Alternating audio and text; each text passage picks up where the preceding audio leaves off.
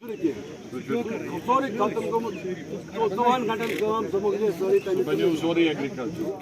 क्योंकि हमें आपकी team but not the people who come. Yes yes और सिर्फ क्योंकि आपने जो काम किया है उस काम की नज़ीर मैंने एक बार अखबार में भी लिखा था कि मुझे आपको बड़शाही सहनी कहानी में कोई हर्ज नहीं है। बड़शाही सहनी डाल कर बात की उस होम मिनिस्टर की जिससे सारी दुनिया डर रही है, जिस होम मिनिस्टर का पता नहीं क्यों का बहुत बहुत शुक्रिया पूरे हिंदुस्तान के मीडिया का।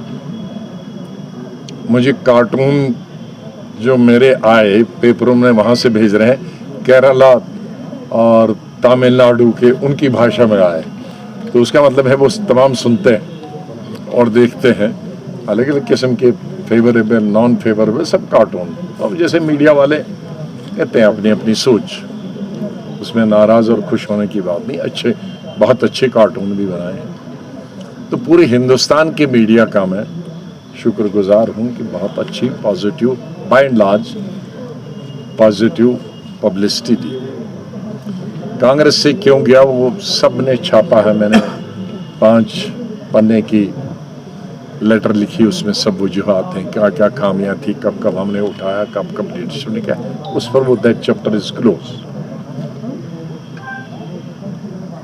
उसके बाद हम सब 23 लोग हैं, कई 2-3 साल से सोच रहे थे कि अगर कांग्रेस सुधरते नहीं, हमारी बात सुनने के लिए तैयार नहीं है। सब सीनियर लोग थे, 6 उसमें chief minister ex chief minister थे, 12-13 कैबिनेट मिनिस्टर थे और कुछ डबल थे मेरे जैसे जो कैबिनेट मिनिस्टर भी थे, चीफ मिनिस्टर। पार्टी बनाने का कोई किसी को टाइम सूट नहीं करता, लेकिन चूंकि हमारे यहाँ इलेक्शन थे, हमारे लिए ये नावर नेवर था। इलेक्शन के बंद करने की बात करते तो फिर अकेले चिल्लाते तो क्या फ़ायदा था। तो यहाँ मैंने कहा भाई हम नेशनल पार्टी बनाएंगे, वो सब लोग मिलके जो हिंदुस्तान के हमारे साथी हैं, लेकिन उससे पहले मैं रीजनल पार्टी यहाँ बनाऊंगा क्योंकि यहाँ इलेक्शन है, यहाँ जल्दी है, दिसंबर में भी हो सकता है, मार्च में भी हो सकता है। तो यहाँ लेट हूँ, बल्कि 1 साल लेट हूँ, तो 1 साल का काम मुझे 2 महीने में करना है। तो पार्टी बनाने का भी एक हफ्ता लगा मुझे सोचने में, ये आसान काम नहीं है।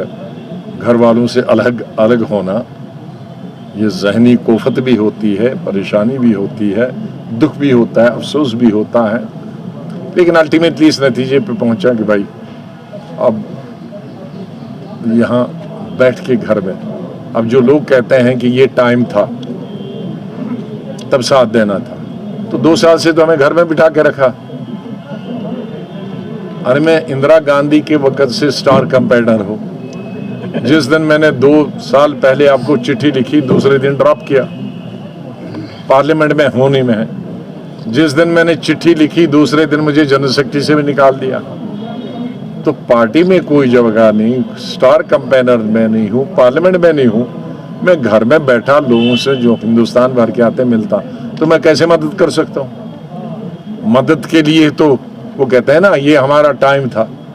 अरे टाइम के लिए तो आपने हम सबसे छीन लिया है, तो मैं कैसे मदद करता हूँ। इसलिए कि 2 साल और मुझे जंग लगता है घर में बैठकर, तो जो कम से कम मेरे साथ हैं उनको तो एनर्जाइज करो, इससे पहले कि हमारे साथी भी इसी तरह घर में जंग लग के तुमको जो मर्जी आओगे दिल्ली से प्रेसिडेंट बनाओ, जो तुम्हारे जिंदाबाद करे और जिसकी तुम पगड़ी उछालना चाहोगे उसको गालियां दोगे, हाँ, और हम सुनते रहे। तो ये मजबूरी हुई बनाने।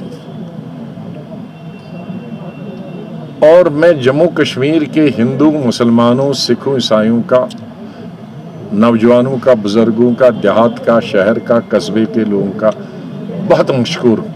बिजनेस, गैर बिजनेस, नौकरी, रिटायर, सब का। नॉर्मली 99.9% लोग पहले पार्टी बनाते हैं फिर जाते हैं। मैं शायद हिंदुस्तान का वाहिद आदमी हूँगा जो पार्टी के बगैर ही घूम रहा है और लोग कहते हैं हम आपके साथ। मतलब एक अंधाधुंध भरोसा, विश्वास कि कोई पार्टी नहीं है, बस मैं अल्लाह की इस बनाई हुई सरजमीन में ऊपर अल्लाह है और एक मैं वाहिद बंदा। अल्लाह को मानने वाला, सूर को मानने वाला बंदा है। उस बंदे को लोग कहते हैं रात दिन मिल रहे हैं, न खुद सोते हैं न मुझे सोने देते हैं, आर नहीं पार में गाँव शहर। तो ये बोझ मेरे शायद कब्र तक ये लोगों का एहसान हमेशा रहेगा। और पत्रकारों का भी, मैं कभी एमपी नहीं रहा बीजेपी से, मैं बीजेपी के साथ हुकूमत में नहीं रहा। 370 किसी के लिए रोड़ा नहीं था। मैंने 3 शिफ्ट की, कोई रोड़ा नहीं था। मैंने असेंबली हफ्ते में 6 दिन करी, कोई रोड़ा नहीं था। पूरी पहाड़ खोद लिए सड़कों के लिए, कोई रोड़ा नहीं था। एनवायरनमेंट क्लियरेंस कराई, कोई रोड़ा नहीं था। स्कूल कॉलेजेस का अस्पतालों का जाल बिछाया, कोई रोड़ा नहीं था। ये बीजेपी का कहना, और अगर उस पर मैंने दूसरी तकरीर की, अगर वो नहीं सुनी है तो सुनिए, वो भी 1 घंटे की तकरीर है जिसमें मैंने एक होम मिनिस्टर प्राइम मिनिस्टर बैठे थे कि आपने कहा हेल्थ केयर ये नहीं है, तो मैंने कहा हेल्थ केयर नेशनल एवरेज से और गुजरात से ये ज़्यादा है। हमारा ड्रॉप आउट बच्चों का, लड़कियों का नेशनल एवरेज और गुजरात से ये ज़्यादा है। उस भी सुनी है? नहीं सुनी है? मैं ढूंढवा के आ भी लगा। मैंने 21 चीज़ें ऐसी गिनी हैं पार्लियामेंट में, और 40 में मैंने कहा है कि गुजरात हमसे पीछे, हमारे पीछे है, और कई 30 या 35 में हम नेशनल एवरेज से ज़्यादा है, जम्मू कश्मीर।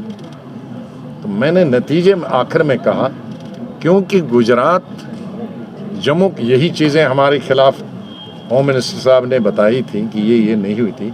चूँकि अब मैं आंकड़े आपकी बुक से पढ़ रहा हूँ गवर्नमेंट की, इसलिए गुजरात को यूटी बनाओ और वहाँ लेफ्टिनेंट गवर्नर भेजो और जम्मू कश्मीर को अपग्रेड करो। ये भी मेरी तकरीर है, ये भी 1 घंटे की है, और मुझे अफसोस है कि वो तकरीर रिकॉर्डेड है, वो क्यों नहीं, और मैं उसको सर्कुलेट कराऊंगा। ये आप लोगों को करना चाहिए था भाई, वो जिसमें काउंटर किया, तो इसलिए कोई नहीं। अब ये होते हैं, मैं साइंस स्टूडेंट रहा हूँ MSc तक, हमें नंबर मिलते हैं थ्योरी के सिर्फ 20, प्रैक्टिकल के 80। थ्योरी में सब लिखते हैं जितने कागज़ बर्बाद करोगे हैं उसमें नंबर मिलते हैं। मैंने ये बताया कि इलेक्शन में मैं अपना एजेंडा, मैं कोई दूसरा बनाए मैं नहीं रोकता, PDP बनाए रोके, NC बनाए और कोई दूसरी पार्टी बनाए, मैं क्यों रोकूंगा? उनकी पार्टी है, एजेंडा वो बनाए। जैसे पहले एजेंडे बने 3 हैं, आपको मालूम है कितने साल से बने, वैसे उनका क्या एजेंडों का क्या हुआ वो भी जानते हैं, मैं भी जानता हूँ। वैसा ही और एजेंडा इस दफ़ा 75 साल में, 76वें साल भी एक एजेंडा है। लेकिन मैंने कहा कि मैं वो एजेंडा नहीं बनाऊंगा। इसमें किसी को बुरा नहीं मानना चाहिए, एनालाइज करना चाहिए।